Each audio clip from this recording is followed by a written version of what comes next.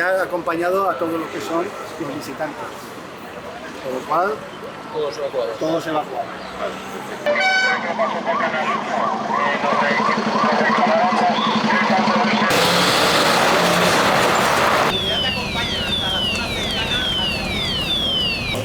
Vale, poco más ahí, donde tengáis sitio.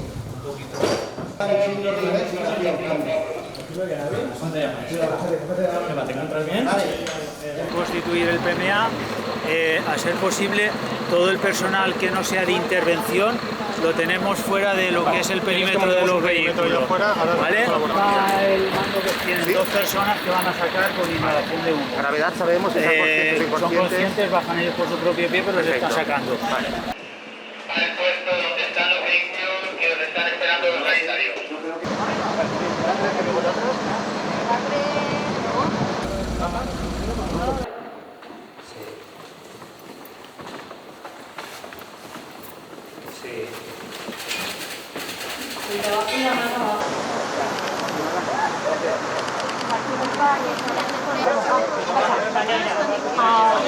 Que puede estar desde esta obra y ancha.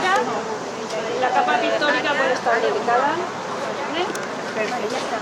Vamos a empezar a retirar unidades, sí, pero el PMA se sigue manteniendo porque os va a dar cobertura a vosotros. Correcto. Si hace falta,